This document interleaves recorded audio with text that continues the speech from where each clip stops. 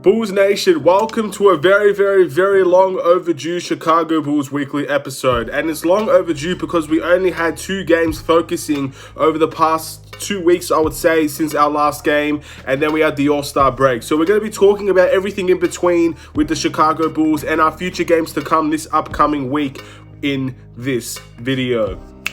Let's do it.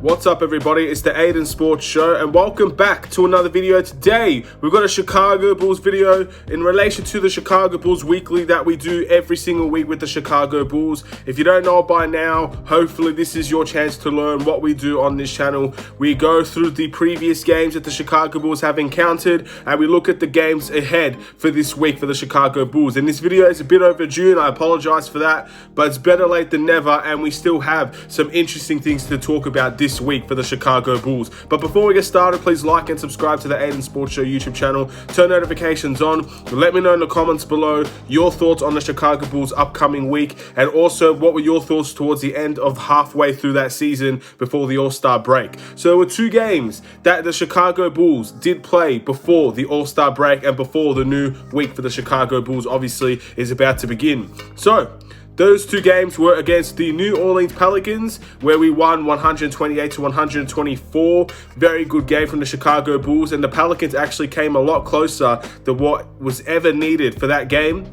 And the game before that, actually, we versed the Denver Nuggets, a game where we actually fought back towards the end, but the Bulls couldn't get it done at the end of the day. Nikola Jokic, Jamal Murray, and Michael Porter Jr., great players over there in Denver, and they ended up taking the reins in that game.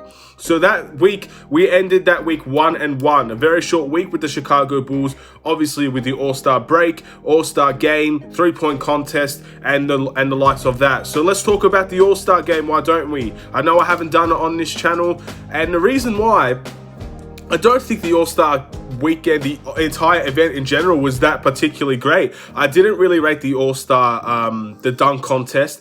I didn't really care for the skills challenge either. For me, it was the 3-point contest and the All-Star game, because obviously Zach LaVine in the 3-point contest is what enticed me. But obviously when you have Stephen Curry, one of the best shooters in the NBA today, probably the best shooter of all time, playing in a 3-point contest, you want to watch that. That's enticing basketball to watch. The dunk contest wasn't particularly great in my opinion. It didn't really bring me any excitement.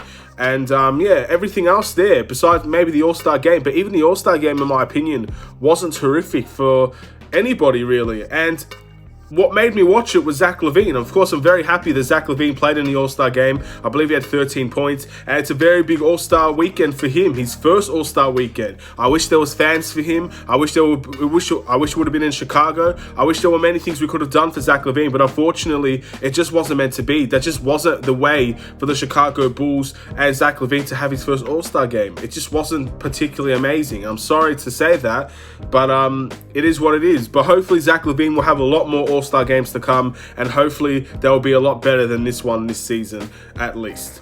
So yes, that was the All-Star game. Bulls went 1-1 last time out before the All-Star break, but now it's time to give those 3 awards for the Chicago Bulls. We talk about the must improve, the 6th man of that week or those 2 games, and of course, we should probably discuss the player of the week as well. And these are interesting things, and these are also things that I don't really know what to say, because it's so long ago now that I've almost forgotten who's doing what and how good are they doing. So I think in terms of the must improve, I'm not going to give one. I know if you look at the Denver Nuggets game, you might be able to find someone, because we did lose that game. Pelicans, I thought we played well all the way around, so it's very difficult to find one from then, but I'm just not sure. I really am not sure. It's unfortunate that I can't pick one, but at the end of the day, it's going to happen here and there. It's just the way that it is. I can't pick must improve every single week, and I apologize for leaving it so late. So I've kind of forgotten how we've played. But overall, I think the week was positive. We versed a very tough Denver team. Has been struggling, to be fair, with injuries, and they did have, I believe, most of their people back, most of their talented people back, and we lost that game, and we beat the Pelicans, which is what we should have done. So at the end of the day, it is what it is. I know the sixth man is going to be Thaddeus Young. I don't even have to look to know it's Thaddeus Young. He's been absolutely sensational. And again, the Denver game and the Pelicans game, something that I realized, the Pelicans game, Wendell Carter had 15 rebounds, but Thaddeus Young still was the one that he looks like he should be the one starting for this team in many ways, because what he's been doing off of the bench this season has been absolutely sensational. And I already know out of these two games, I know Thaddeus Young is still delivering for the Chicago Bulls. I remember him being a big part of the reason we came back against Denver as well. I think this was the game he had 6 steals. So very phenomenal 2 games for Thaddeus Young, but it's been the norm for him now. It's not really phenomenal if he's doing it week in and week out for the Chicago Bulls.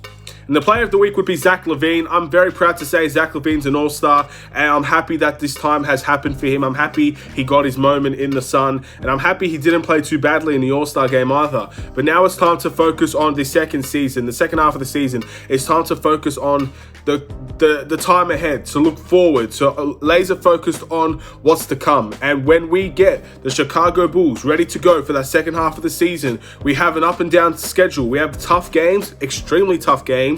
We have some games that are winnable as well. We need to be laser focused every single night. We need to beat teams that are better than us, and we need to beat teams that are worse than us. And that's how we're going to push towards the playoff spots. We have the opportunity. It's in our hands. It's in our control. We need to go out there and perform every single night, and we will have that chance to play in that playoff position where we want to be. Now let's look at the upcoming week. Despite this week starting pretty late, we do really only have 3 games. We do have 3 games, which is a pretty standard week for the Chicago Bulls. Obviously, the game upcoming, the Philadelphia 76ers, I believe there is no Joel Embiid or Ben Simmons for that game. So the Chicago Bulls have a massive opportunity in their hands to go and beat the Philadelphia 76ers. I feel very sorry for Philly for what happened to them. 2 of their all-stars didn't get to play because of contact tracing. I think that's ridiculous. And again, it just probably shows there should have never been an all-star game to begin with, because you knew this was going to happen to somebody, and it happened to Philadelphia. The Chicago Bulls have a very good opportunity there to go and get a win. So let's see if we can. At the end of the day, if we lose this game, I'll be very upset, because I know the opportunity at our hands at this point in time to not have Ben or Embiid. And maybe I could be wrong. Maybe by the time it happens, Embiid and Ben Simmons will be playing, and I'm proven wrong, and that's it. But from what I understand, they're not playing. So this is the Bulls' chance, with, I believe, Larry coming back and Otto Porter probably being back for this game. I think it's time for the Bulls to really go and get this win. Then, a back-to-back, we got the Miami Heat, a very tough team in the Miami Heat. Up and down, there's been a lot of things that's been happening off the court for the Miami Heat, especially towards some of their players that have said some pretty bad things.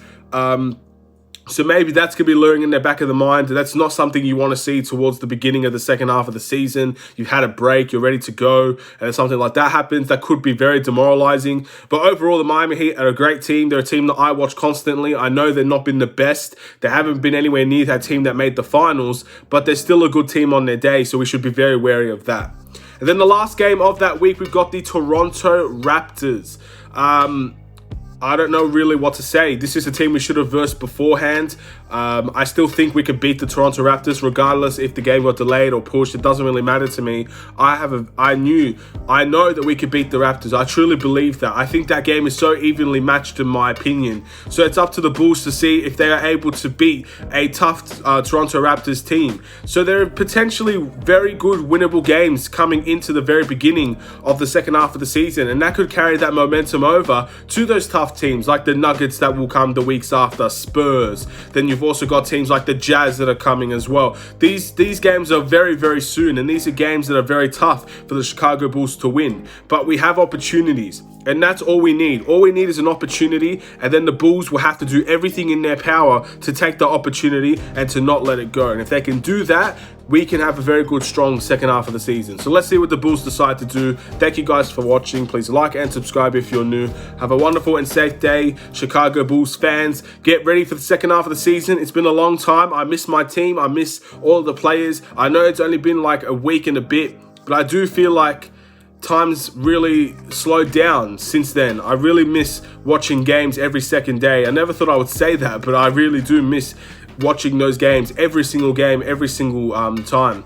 And again, we'll see what happens. Let's see if we can get some more wins. Have a wonderful day. Take care.